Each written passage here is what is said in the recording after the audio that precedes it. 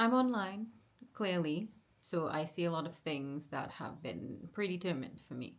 As a result of this, I am here in the mountains in the middle of nowhere, and instead of enjoying that, I am thinking about whether Bad Bunny's Super Bowl performance was too woke or not woke enough.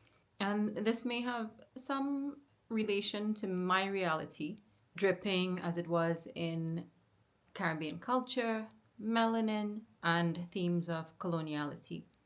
There's this excitement that many of us feel glimpsing the Trini or Guyanese or Jamaican flag on such a big stage.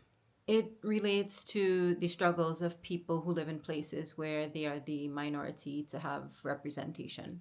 And even for us in the periphery, Galtung's periphery, who are seen by those in the center as savages, if we are seen at all.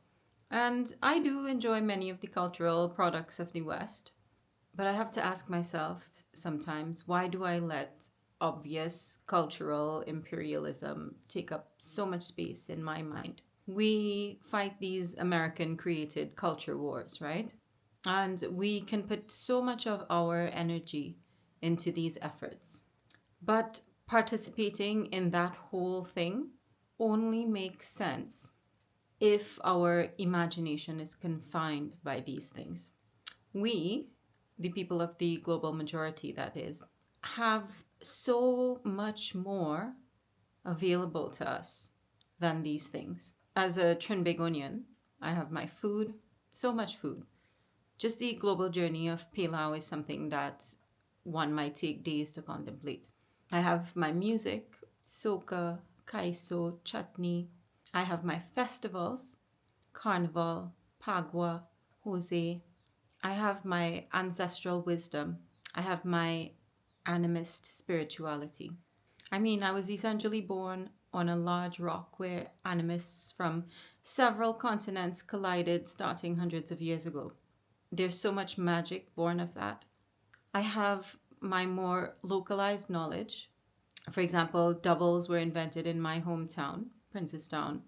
And I remember as a child the original doubles men on bicycles riding through the village. I have cultural and academic institutions that focus on my lived reality, things like Caribbean Yard Campus. I have writing, poetry, songs, Shivani Ramlochan's words, Pongdi Damadol.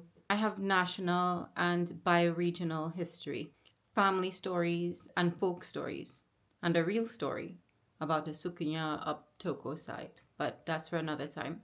I have methods of healing and knowledge of hundreds of plants and animals. And yes, I know that every year that goes by, there is an organized effort to commercialize and erode these things. But all of them are still accessible to me, and I believe to people in the diaspora all over the world. It took me a great deal of time to connect and remember them. And this is going to be a lifelong process because the mechanisms by which these things are shared have been attacked for a very long time. But we have platforms like this now for our collective reimagining.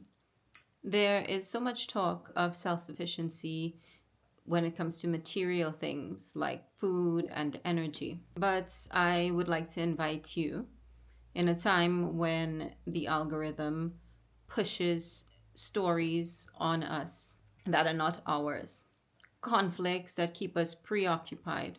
I would like us to think about the self sufficiency of our imagination as well.